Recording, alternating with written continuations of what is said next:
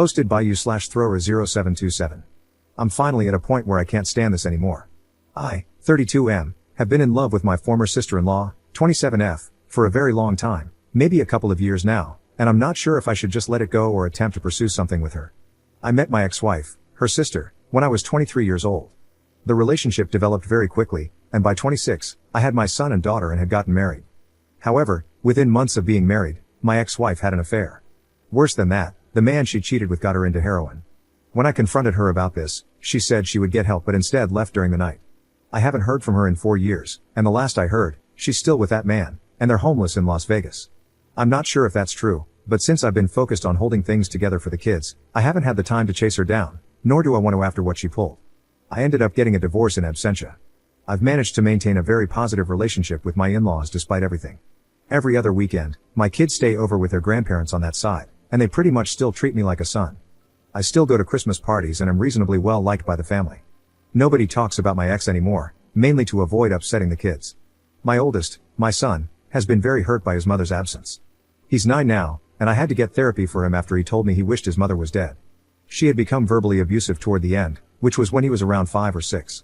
Anyway, in the year following my ex leaving, her sister and her boyfriend started coming around a lot to see the kids. They knew I worked a lot and would babysit, calling it practice since they wanted children of their own. My kids loved them and were spoiled by them, which I didn't mind because we all needed a little positivity. They got married and were very much in love. Tragically, her husband passed away in a workplace accident shortly after their daughter was born. It's been extremely rough and painful for everyone involved, as one can imagine. Following my sister-in-law's example, I began taking her daughter at times to give her space when things got too hard to deal with or she needed some alone time. She's been in grief counseling for a few years, but she still wears her wedding ring and has told me she can't imagine dating again. We often talk about her late husband, and while she's in a better place now, she's still very much in love with him. I can't imagine the depth of that pain. Over the last 2 years, we've become more constant figures in each other's lives. My kids adore their aunt, and I have her over for dinner a couple of times a week. My daughter and her daughter have grown close and love being around each other, so they have sleepovers. By this point, I've moved on from my ex, but the idea of dating, potentially bringing someone dangerous into my kids' lives, like their mother, has kept me out of the dating scene. I don't know when it happened, but I slowly started developing feelings for my sister-in-law. She's a wonderful mom, especially given all she's been through. She's one of the sweetest people I know, and her sense of humor always leaves me laughing and happy. Then I started realizing I was physically attracted to her. I've always felt a little guilty about it because her late husband was a good friend, and since she's obviously still grieving, I've kept my feelings to myself. Since COVID started, we've been spending even more time together because social distancing has limited our contact with others. Nothing romantic has ever been discussed, and I try not to flirt. But last week, it was very late after the kids went to bed. I made us a few drinks, not enough to get drunk, and she decided to spend the night, so I took the couch. I woke up to breakfast the next morning, and the 4 of us felt like the family I've always wanted. She even kissed my forehead, which isn't something she normally does. I didn't say anything, but after she left, I found my son quietly playing with his toys in his room. He looked upset, so I asked him if he was all right. He told me, point blank, in the way only a kid can, that he wishes his aunt was his mother. I sat down with him and asked him why he felt that way. He gave me a list of reasons. She's kind to him, she never yells, and he loves seeing her at his grandparents' house. He mentioned that she draws pictures with him, which I didn't even know they did. By the end of it, my heart, already softening toward this woman, melted even more. When I dropped the kids off at their grandparents' house, I tried to subtly gauge their opinion by making a joke about how their daughter and I sometimes act like a married couple. They didn't laugh and seemed a bit standoffish. They were friendly but distant, which made me wonder if they know something or if they disapprove. It's becoming harder for me to ignore these feelings or pretend they're not there. I'm in love with her. Either I've got to let go of these feelings and find a way to move on, or I have to figure out how to navigate this situation and tell her how I feel. If anyone has any insight on how to approach a widow, especially one who was married to a friend, with this kind of intention, I could really use your help. Update 2 days later. Firstly, I'd like to thank everyone who gave me advice on how to proceed, as well as ideas and things I could say to my former sister-in-law. Here's what I ended up doing. Shortly after making the first post, I remembered that my children were spending Sunday night at their grandparents' house, and typically when they do this, my niece, sister-in-law's daughter, joins them. I allow these bi-weekly visits because I think it's important for them to maintain a healthy relationship with their mother's parents. My sister-in-law lets her daughter go because she enjoys playing with my daughter. Well, I realized we'd both have a free night. Normally, I'd just game or hit the gym for an extra session, but I figured it would be the perfect opportunity to see her without the kids around. So, I sent her a text saying, "Hey, kids are out this Sunday. Was thinking you might want to get dinner." It was at a fairly upscale place that reopened 2 months or so ago for outdoor dining. I never ask her out to dinner, and we're almost never alone together or without a child in the other room. She says she'd love to, and then my panic set in because now I had to actually act on my feelings. I asked her if she'd prefer meeting at my place and taking one car or meeting at the restaurant. She said she'd come by my place first. I was a bit more cleaned up than normal, dressed up, but not overly so. She shows up, and my God, she's in a very nice evening dress, with makeup, not something she normally wears. She really looked stunning. I must have been slack-jawed for a second. I had to be, lol. We made a little small talk, complimented each other on how we looked, but I still didn't have the nerve to bring up my feelings, and she wasn't pushing the issue. Dinner was really wonderful. They had a live jazz group playing. I'm definitely coming back to this place. She told me this was the first time she'd had an adult social outing that didn't involve her daughter in a few years. I mentioned that it had been about as long for me. We laughed, joked, talked, and shared a little casual touching here and there. I still couldn't find my nerve, though. I was afraid of ruining the moment, so I just submitted to having fun. But as we were leaving, my mind snapped, and I just thought, screw it. When we stood to go back to the car, I gave her my arm, and we walked back arm in arm. No awkwardness, nobody mentioning it. I opened her door for her, planning to drive her back to her car. As I opened the door, she stopped me. Looking sort of nervous, she outright told me to stop and that she wanted to kiss me. There was no drinking at dinner, so this was all her. I pulled her in, and we kissed. I can barely describe how wonderful it felt to finally touch her. The kissing went on outside the restaurant, with her leaned against my car, for at least half an hour. When we finally broke apart, we shared a few more dreamy looks before getting in the car and driving back to my place. She held my hand as I drove. I don't think I've ever been happier. I confessed to her that I'd started having feelings for her a long time ago, but because of the terrible things we'd gone through, I didn't want to scare her away. She told me she'd carried a torch for me for about 6 months. Around that time, I'd gone on a couple of Tinder dates, and since we were just friends, I described to her what a mess those dates were. She said she'd started feeling intensely jealous and angry that I was seeing other girls. That's when it clicked for her that she'd somehow developed feelings for me. It turns out I didn't approach her because of her late husband, and she didn't approach me because she was afraid I'd see too much of her sister, my ex-wife, in her and start to resent her for it. After we got back to my place, I invited her in.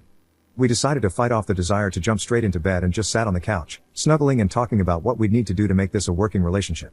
There were some really teary moments. We talked about her late husband a little and where she felt she was in the grief process. I told her I didn't want to rush her and that I'd wait as long as she needed me to. She said she felt like she was in a place where she could love again and that she was long past feeling guilty for having feelings for me, which was something she had struggled with. She then brought up her sister and the obvious questions a few people had asked in the comments. What would we do if my ex ever decided to show her face around here again or try to get back into my kids' lives? What if she came back reformed and apologetic? Would I take her back? I told her that was a hard no. I've forgiven her for cheating on me, but I will never forgive her for what she did to my son. He was such a sunny, happy boy before his mother started cheating, using, and lashing out at him. He's doing better now, but for a long while, his behavior and negativity were really troubling for someone so young. She was concerned about how he might react to us because, unlike our respective daughters, he's old enough to understand everything. I told her not to tell him yet, as it might embarrass him, but not too long ago, he told me he wished his aunt was his mom instead. We said we'd take it slow and not rush things, but the kissing started again, and since we were in private this time, we gave up the fight to stay out of the bedroom. I'd had fantasies throughout the duration of my feelings for her, and getting to stroke her face in the morning was one I finally got to live out. Moving forward, we're going to establish date nights and work on building on our already strong foundation. When we inevitably tell our families that we're a couple, we're going to do it together. But that's where I'm at, that's my update. If this subreddit allows, maybe I'll do another post to share how the parents, in-laws, and kids take the news. 2 years of wishing she was mine, and now she is. Better not mess this up. Second update 1 week later. Note, I forgot to add that I am referring to my ex-wife as Jessica and my sister-in-law, who I had been calling Sil, to Sylvia because it's funny. Well, we've told everyone, and for the most part, it's gone over fairly well. When our respective kids were with my in-laws, Sylvia and I went to see my parents. They've met her a handful of times, but they don't really know her too well since my in-laws and my family rarely attended mutual functions. They at least recognized who she was. My dad isn't a particularly sentimental person, so I have no idea what he thinks about it, but my mother is on board. She did ask, does Jess know? And we told her that I haven't even spoken with her in 4 years and Sylvia hasn't heard from her in 2. We said we'd cross that bridge when we got to it. Other than that, my folks just seemed happy for me. Yesterday, we attended a small family gathering for Labor Day at my in-laws. We knew the reception here would be a little chillier since they're all also related to my ex-wife. My parents did us the favor of taking the kids to the zoo for the afternoon, and for ice cream too. We arrived at the party together, and of course, everybody was wondering where the kids were. It felt like a million things were telling me not to do this, but I took her by the hand, and we both explained the kids were not there because we intended on telling everyone that we are now a couple.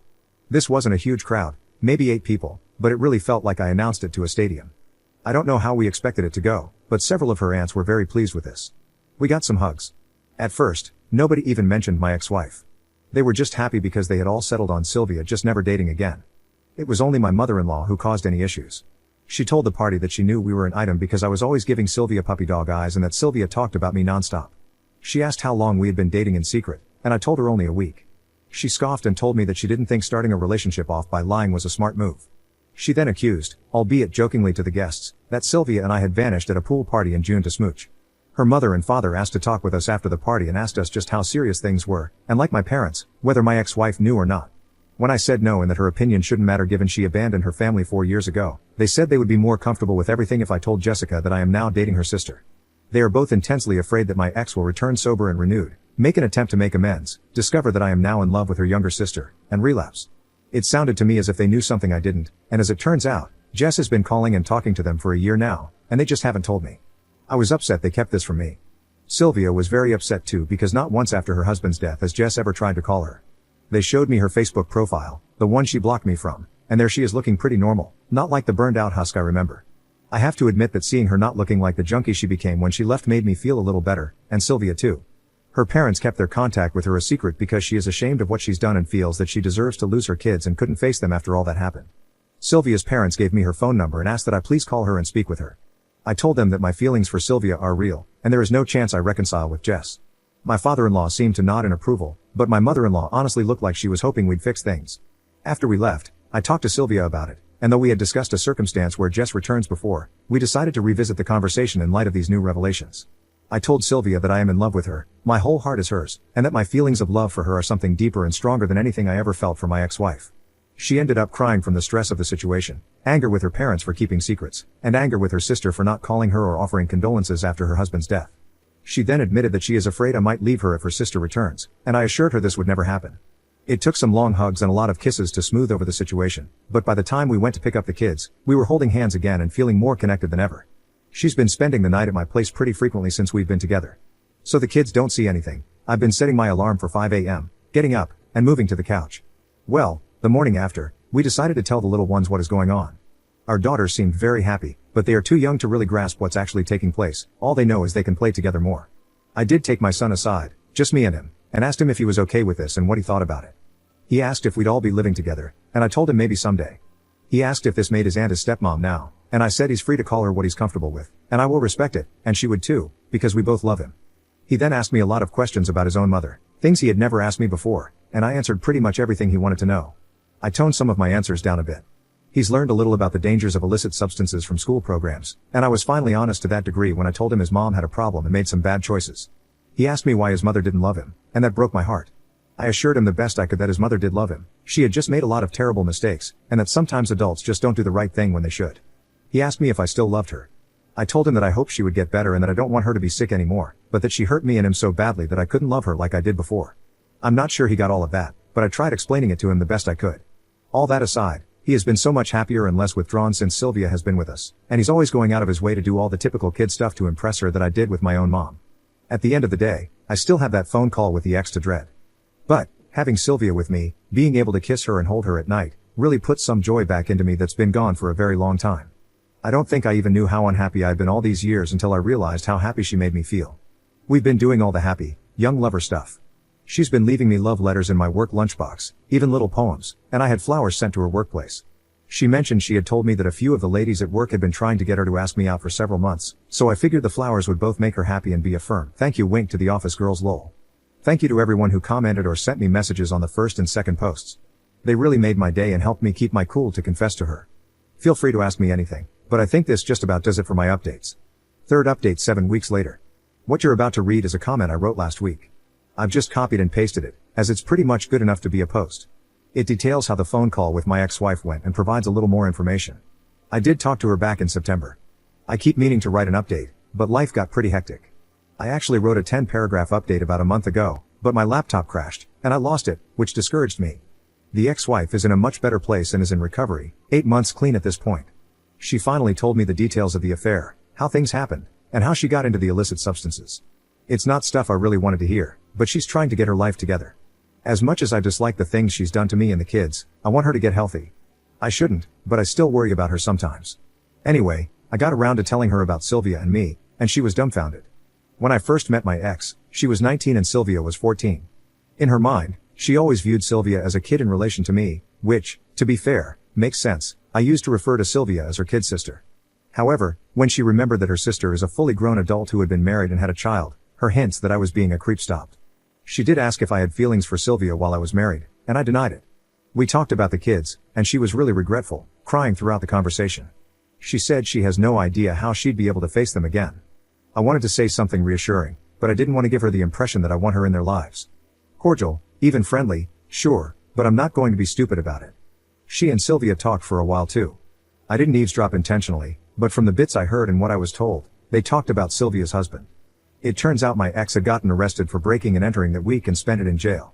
She didn't even know he had passed until a couple of weeks after the funeral, and by that point, she felt saying anything would make things worse. Things went as well as could be expected. Sylvia, the 3 kids, and I have been spending almost every day together, and I haven't been this happy in years. My son and daughter love all the motherly attention they've been getting, and I'm really enjoying getting to know my little niece better. Life's good. Busy, but it's good. Thanks for asking. I might just copy and paste this as my update lol. Alright, that was my comment update, and nothing has really changed in the week since I wrote it.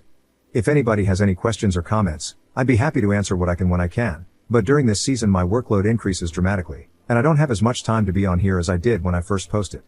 I'm so glad I got up the nerve to try with her. I love her so much. I've been so long without a romantic partner that I forgot what being in love or feeling loved felt like.